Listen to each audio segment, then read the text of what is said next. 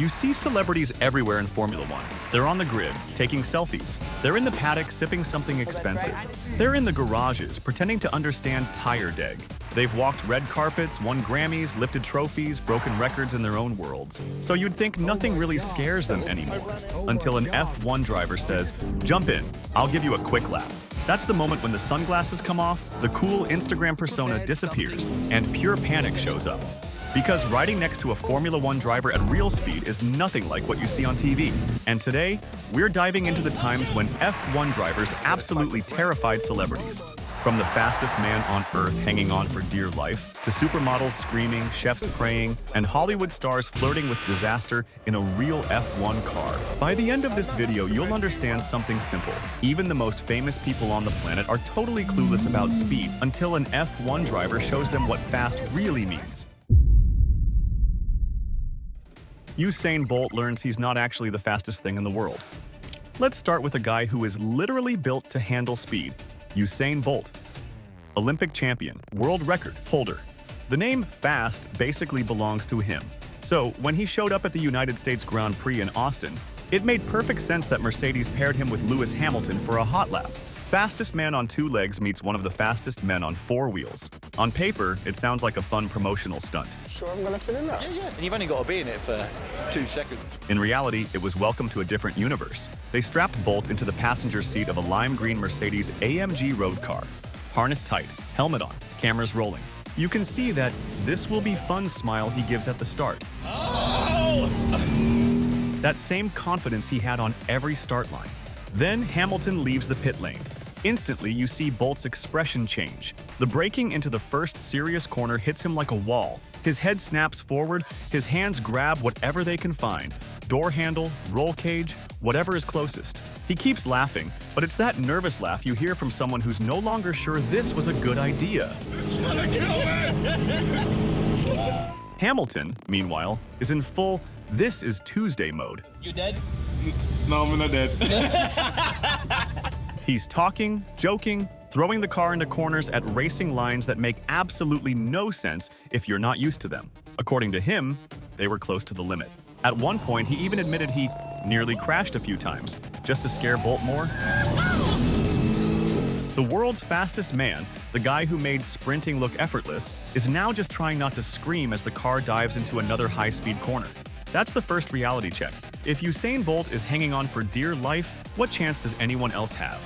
Spoiler, not much. Kendall Jenner and the "I hate you" lap. Next up, a very different kind of celebrity, very similar reaction. Kendall Jenner. She's used to catwalks, photo shoots, private jets, the whole influencer supermodel package. Speed for her is usually about how fast a post hits 1 million likes, not how quickly a braking zone arrives. During the Miami Grand Prix weekend, And the two Alpines going for it. she joined Lewis Hamilton for a hot lap. It sounded harmless on the schedule. 2 laps, media content, easy. Nothing about that screams horror movie, until you hear the onboard. From the moment Hamilton really hits the throttle, Jenner goes straight past "this is fun" into full-blown panic. According to reports, she starts screaming, dropping a few very colorful words, and at one point, between nervous laughs and pure fear, she tells him she hates him for what he's doing. News.com.au. And it's not because she's dramatic. It's because a modern performance car driven at near F1 pace on a street circuit is violent. The acceleration pins you back. The braking feels like someone just slammed a wall into your chest. The barriers are way too close. The car goes exactly where your brain tells you it shouldn't. Hamilton, once again, looks calm. Over the radio, he sounds chilled, almost casual. That's the difference. For him, this is slow motion compared to an actual race. For her, it's "I might never post again," and Kendall's not alone. The same article that covered her ride mentioned another victim, NBA star Jimmy Butler, who did a hot lap with Lando Norris in Canada and came out just as rattled. These are elite athletes, used to pressure, crowds, noise. But when you throw in 250 kilometers per hour, concrete walls, and late braking, the mind does not care how many followers you have. It just says, "We are not supposed to be doing this." Gordon Ramsay, from shouting in kitchens to praying in the passenger seat. If there's one celebrity who doesn't usually look scared of anything, it's Gordon Ramsay. This is a man who screams at people on TV for burning risotto. He roasts chefs, restaurants, entire menus for a living. In the F1 paddock, he shows up often, big fan, knows the drivers, walks around like he owns the place. So when he gets offered a Pirelli hot lap at Circuit of the Americas, it sounds like a perfect match. The heat of the kitchen meets the heat of the track. That was amazing. Let's be honest, that's the first time we'll only ever fit in an F1 car. Except this time, he's not in control. Before the lap, Ramsay reportedly joked and then admitted he actually prayed to get back home in one piece. Not, I hope it's fun. Not, I hope I look good on camera. Just, let me survive this. As the car blasts around COTA, that long uphill run into turn 1, the ESs, the blind apexes, his usual tough guy persona dissolves into wide eyes and clenched fists. The man who tells contestants their food looks like dog dinner is suddenly very quiet, gripping the door handle like it's holy. And that's the thing about these laps. F1 drivers expose celebrities to forces they simply don't experience anywhere else. Ramsay can control a kitchen. He can control a TV show. He can't control physics. For once, the only yes chef happening is him silently agreeing with every breaking point, hoping the driver knows what they're doing. Tom Cruise. When the celebrity actually drives the F1 car. Most of the time the celebrities ride shotgun, but every now and then someone crazy or brave decides to do the driving. Enter Tom Cruise. Red Bull invited him to test their F1 show car at Willow Springs in California. This wasn't a slow marketing lap. They flew in a full crew from Milton Keynes and assigned David Coulthard as his personal coach.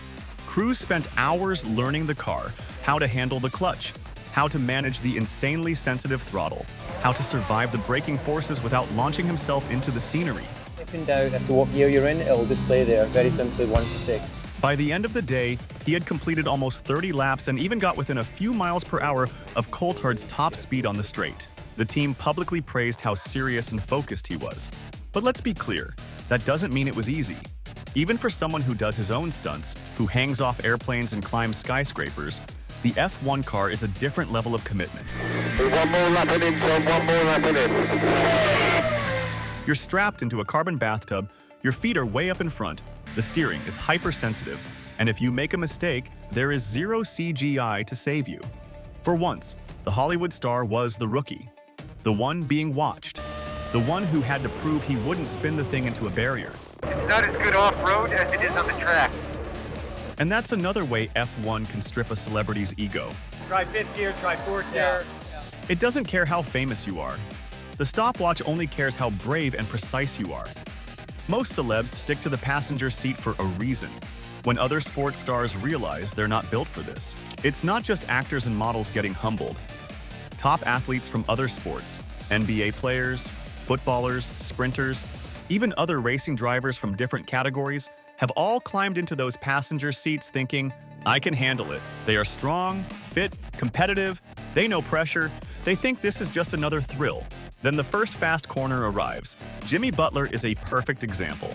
Big, strong NBA star.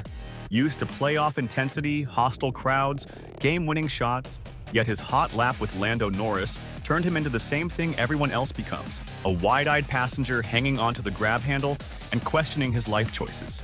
The reason is simple. Basketball courts don't hit you with 4G into your chest. Football pitches don't yank your neck sideways like a slingshot. Even sprinting 100 meters doesn't give you the feeling that one tiny mistake will send you into a concrete wall at 250 kilometers per hour. In their own worlds, these athletes are fearless. In the passenger seat next to an F1 driver, they're just human beings dealing with a kind of violence they've never felt before. And if you think that's brutal, imagine being a journalist who thought they were just getting a nice little feature story out of it. Journalists and VIPs who massively underestimate the G-forces. Monaco is the ultimate place to find out whether you're actually ready for F1 speed. Recently, a journalist got a passenger lap around the Monaco Grand Prix circuit with Max Verstappen behind the wheel of a road car. Not even a full F1 machine, just a powerful car in the hands of the most dominant driver of this era, the Times. From their description, it sounds like being shoved into a washing machine set to spin while trying to watch a movie. The G-forces in the famous corners, through swimming pool, into the tunnel, up the hill, make it hard to keep your head straight or your eyes focused. Everything feels too fast, too tight, too close to the walls. Verstappen, of course, is completely relaxed. He even has time to honk at another driver on track, joking around while the passenger's brain is just trying not to shut down. Then you have the official Pirelli Hot Laps program. At several races each year, celebrities and VIP guests get strapped into supercars driven by current F1 stars or test drivers. 3 minutes on track. That's it. And 3 minutes is more than enough. They climb into the car smiling, waving at the cameras. They climb out with helmet hair, shaky legs, and eyes that say, "I need a minute." It's the same pattern every time. Confident at the start, humbled by turn 1. So what's actually happening to their bodies in those few minutes that makes even the biggest egos sit down and shut up? Why a hot lap feels like being punched by physics. On TV, F1 looks smooth. Cameras stabilize the image. Commentators talk calmly. You see onboard shots where the driver's hands barely move. From the outside, it looks almost gentle. Inside the car, it is anything but. First, there's the braking. Modern F1 drivers, and even when they're in road cars, they brake the same way, can go from around 250 kilometers per hour to a slow corner in just over 100 meters. That slams you forward with around 4 or 5 times your body weight. Your harness saves your chest. Your neck and head, they're on their own. Then there's lateral G-force in corners. Your body wants to keep going straight. The car doesn't. Your neck muscles are the only thing stopping your head from slamming into the window. Drivers train for this constantly. Celebrities don't. Add the proximity of the barriers. On circuits like Monaco or Baku, the walls look close on TV. In person, they look like they're practically scraping your shoulder.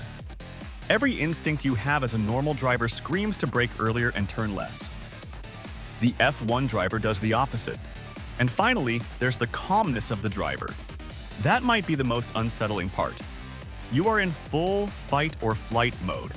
Your heart is racing. Your brain is spamming. This is not safe. This is not safe. And the driver next to you, he's chatting, laughing, maybe explaining a corner, maybe apologizing for taking it easy. That gap between what your brain is feeling and how relaxed they look is exactly why so many celebrities step out of these cars looking like they've just seen a ghost.